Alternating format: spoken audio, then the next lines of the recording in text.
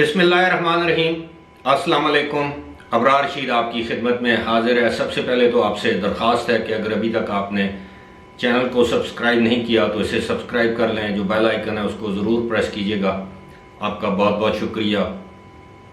Long march کی آڑ میں ممکنہ طور پر ایک بہت بڑے خون خرابے کی سازش کا انکشاف ہوا ہے، اور آنے والے دنوں میں اللہ نہ کرے کہ ایسی کوئی سازش کامیاب ہوتی ہے، یا اس سازش کو ناکام بنانے کے لیے 8-10 بڑی گرفتاریاں متوقع ہیں۔ اور یہ بات میں ویسے نہیں کر رہا، اس کے اب ثبوت سامنے آ چکے ہیں، جس طرح تھمبنیل پر آپ نے دیکھا ہوگا، پڑھا ہوگا۔ اس حوالے سے ایک انتہائی خوفناک آڈیو سامنے آ چکی ہے، اور یہ خوفناک آڈیو ٹیپ یا لیک ٹیلی فون کال جو ٹیپ کی گئی ہے وہ کسی عام شخص کی نہیں، بلکہ سابق وفاقی وزیر جو پی ٹی آئی کے رہنما ہیں علی امین گنڈا پور کی ہے۔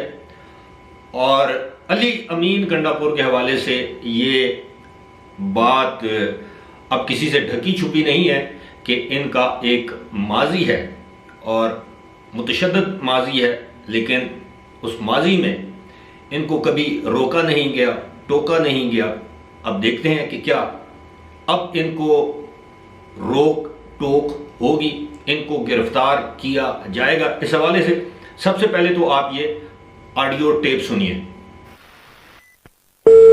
جمیل جی علی خان صاحب کیا پوزیشن ہے؟ سر پوزیشن تو A1 ہے، آپ سنائیں۔ بدو کتنی ہیں؟ بہت ہیں، لائسنس لائسنس بھی بہت ہیں، بندے بندے بھی جتنے چاہیے ہوں گے سر۔ اچھا، ہم یہاں پہ کیمپ لگا رہے ہیں، یہاں پہ 7 غریب ترین کالونی ہے، پہلے جہاں پہ کاربان میں گھس جائیں، ہو جائیں ادھر کا 7 کون سی غریب ترین جگہ کون سی ہے؟ وہ جو آخر میں کون سی کالونی ساتھ لگ رہی ہے؟ ہمارے یہاں بارڈر پہ اسلام آباد پنڈی کے بعد ٹوپادے کے بعد لیفٹ سائڈ پہ ٹاپ سٹی ہے، کیپٹل ہے، کون سی ہے؟ ٹاپ بھی ہے، کیپٹل بھی ہے، بہت ساری ہیں، بتائیں۔ ٹاپ تو ایئرپورٹ پہ ہے نا؟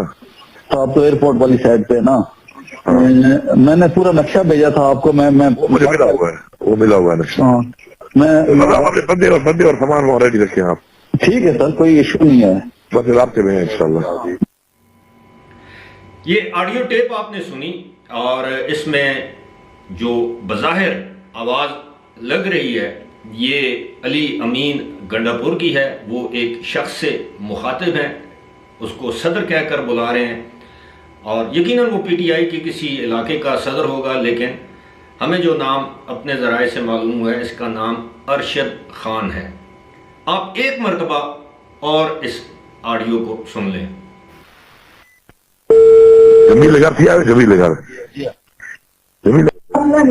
جی علی خان صاحب کیا پوزیشن ہے؟ سر پوزیشن تو A1 ہے، آپ سنائیں۔ بدو کتنی ہیں؟ بہت ہیں، لائسنس لائسنس بھی بہت ہیں، بندے بندے بھی جتنے چاہیے ہوں گے سر۔ اچھا، ہم یہاں پہ کیمپ لگا رہے ہیں، یہاں پہ 7 غریب ترین کالونی ہے، پہلے جہاں پہ کاربان میں گھس جائیں، ہو جائیں ادھر کا 7 کون سی غریب ترین جگہ کون سی ہے؟ وہ جو آخر میں کون سی کالونی ساتھ لگ رہی ہے؟ ہمارے یہاں بارڈر پہ اسلام آباد پنڈی کے بعد ٹوپادے کے بعد لیفٹ سائڈ پہ ٹاپ سٹی ہے، کیپٹل ہے، کون سی ہے؟ ٹاپ بھی ہے، کیپٹل بھی ہے، بہت ساری ہیں، بتائیں۔ ٹاپ تو ایئرپورٹ پہ ہے نا؟ ٹاپ تو ایئرپورٹ والی سائڈ پہ نا۔ میں نے پورا نقشہ بھیجا تھا آپ کو، میں مجھے ملا ہوا ہے، وہ ملا ہوا ہے نقشہ۔ ہاں میں بندے اور سامان وہاں ریڈی رکھیں آپ۔ ٹھیک ہے سر، کوئی ایشو نہیں ہے۔ بس رابطے میں ہیں انشاءاللہ۔ یہ دوبارہ آڈیو آپ کو اس لیے سنائی گئی ہے کہ اگر ایک مرتبہ آپ سے کوئی چیز مس ہوئی ہو تو آپ دوبارہ اس کو سن سکیں، آپ اس کو بار بار سن سکتے ہیں۔ ممکن ہے آپ نے پہلے بھی یہ سن لی ہو۔ اس میں وہ کہتے ہیں کہ جناب، مختصراً میں بیان کروں گا، آپ نے آڈیو سن لی ہے کہ جناب اسلحے کا بندوبست ہو گیا ہے، لائسنس وغیرہ ہیں۔ اب ظاہر ہے خیبر پختونخوا میں ان کی حکومت ہے، تو لائسنس اسلحے کا بننا اس طرح 5 منٹ کا کام ہے۔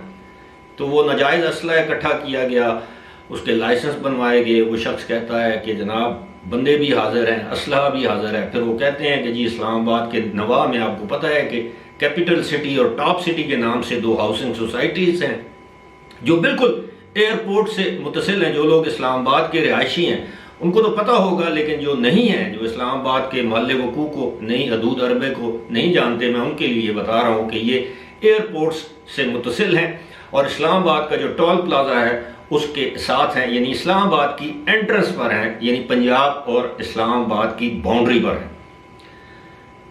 اس کے علاوہ یہ بھی اطلاعات ہیں کہ کچھ شرپسند جن کا کام یہ ہے کہ وہ خون خرابے کے لیے یا کسی ممکنہ تصادم کے لیے استعمال ہوں گے، سازش تو اب سامنے آ چکی ہے۔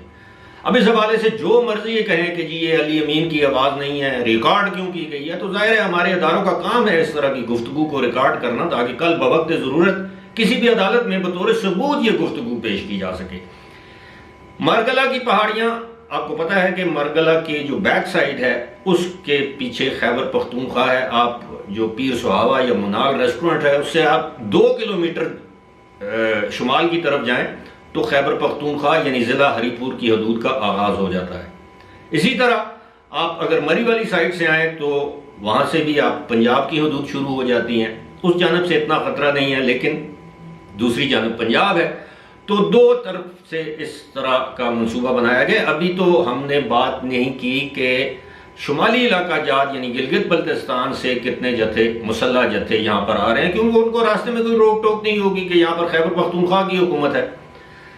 یہ ایک ایسا معاملہ ہے کہ لانگ مارچ کو جس حوالے سے اگر آپ کو یاد ہو تو فیصل وارڈا نے پریس کانفرنس کی تھی کہ یہ خونی مارچ ہونے جا رہا ہے، اس میں جنازے ہی جنازے نظر آ رہے ہیں، خون ہی خون، لاشیں ہی لاشیں نظر آئیں گی، اور بالآخر فیصل وارڈا کو 3 دن کے بعد پاکستان تحریک انصاف سے نکال دیا گیا کہ انہوں نے اس نوٹس کا جواب نہیں دیا۔ عام طور پر یہ جو نوٹس ہوتا ہے کسی بھی رکن کو جو جاری کیا جاتا ہے وہ 7 دن کا اس میں جواب مانگا جاتا ہے۔ اس سلسلے میں ان سے جواب مانگا گیا، انہوں نے جواب نہیں دیا بقول عمران خان کے۔ عمران خان نے اپنی خصوصی پاورز استعمال کرتے ہوئے ان کو پارٹی سے نکال دیا۔ حالانکہ یہ بھی اس پر بھی سوال اٹھ سکتا ہے کہ وہ تو اسمبلی کے رکن نہیں ہے اور ساتھ میں پارٹی کے چیئرمین بھی نہیں ہے قانونی طور پر، تکنیکی طور پر، لیکن اس کو بھی ایک طرف چھوڑ دیں۔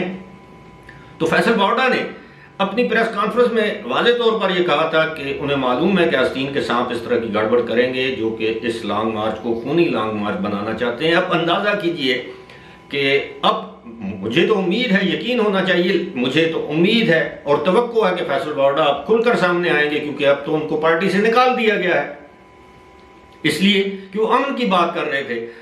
اور اب یہ بھی آپ ذرا ذہن میں سوچئے کہ عمران خان کی اپنی اولاد لندن میں، ان کے پارٹی لیڈروں کی اولاد لانگ مارچ میں شامل نہیں ہے۔ عمران خان کی اپنی اہلیہ گھر پہ لوگوں کی خواتین کو وہ دعوت دیتے ہیں کہ وہ لانگ مارچ میں شریک ہوں، ذرا تھوڑی دیر کے لیے چشم تصور میں جسے ہم کہتے ہیں، ذرا تھوڑی دیر کے لیے سوچئے کہ اس لانگ مارچ کے نتیجے میں اللہ نہ کرے میرے منہ میں خاک کہ 2 4 5 7 نوجوان اس میں اپنی جان گنوا بیٹھتے ہیں، ان ماؤں کا کیا بنے گا؟ ان خواتین کا کیا ہوگا جن کے سہاگ اجڑیں گے؟ ان بچوں کا کیا بنے گا جن کے والد اس میں کسی حادثے کی نظر ہو جاتے ہیں؟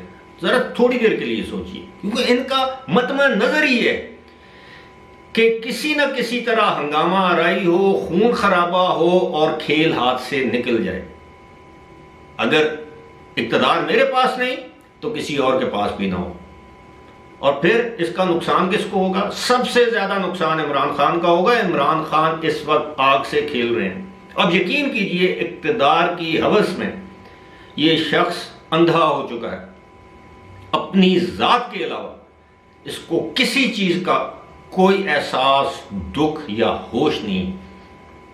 خیر ہوش تو ایک اور معاملہ ہے، ہوش تو ویسے بھی نہیں ہے موصوف کو، لیکن آپ یقین کیجئے اس آڈیو سننے کے بعد اگر آج بھی وہ لوگ جو اب بھی یہ یقین رکھتے ہیں کہ حکومت کوئی سازش کر رہی ہے، ادارے کوئی سازش کر رہے ہیں، تو پھر ان کی عقل پر ماتم کرنے کے سوا ہم کیا کر سکتے ہیں؟ جو لوگ اب بھی یہ نہیں سمجھ پا رہے کہ عمران خان لوگوں کے بیٹوں کو، بیٹیوں کو، نوجوانوں کو ایک ایسے گندے کھیل میں دھکیل رہے ہیں جس کی وجہ سے ان کی خدا نخواستہ جان بھی جا سکتی ہے، اور جب حکومت کہہ رہی ہے اس میں خون خرابے کا اندیشہ ہے، وہ تو اپنے طور پر روکے گی۔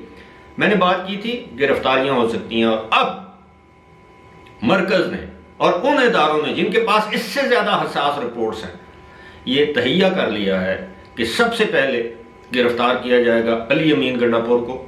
اس حوالے سے ہماری اطلاعات یہ ہیں کہ وفاقی حکومت نے خیبر پختونخوا کے چیف سیکریٹری اور خیبر پختونخوا کے آئی جی کو احکامات جاری کر دیے ہیں ان کی گرفتاری کے، اسلحے کی برآمدگی کے اور ان جتھوں کو روکنے کے۔ اگر وہ یہ کام نہیں کریں گے تو ظاہر ہے قانون، آئین اور جو اس وقت مروجہ جو سرکاری ملازمین کے حوالے سے جو قوانین ہیں اس کے مطابق کارروائی کی جائے گی۔ اور پھر میرا خیال یہ ہے کہ یہ دعوت دے رہے ہیں کہ خیبر پختونخوا اور پنجاب میں گورنر راج لگایا جائے تاکہ ایک مرتبہ پھر یہ شہید بننے کی کوشش کریں۔ لیکن جو کھیل کھیلا جا رہا ہے وہ یقیناً وہ کھیل عمران خان کے ہاتھ سے بھی نکل جائے گا اور بالآخر ان کے ہاتھ بھی کچھ نہیں آئے گا سوائے پچھتاوے کے۔ لیکن کیا وہ پوری قوم کو اپنے اقتدار کے لیے اس آگ میں جھونک رہے ہیں؟ یہ سوال میرا آپ سے بنتا ہے۔ وہ لوگ جو آج بھی عمران خان کی حمایت میں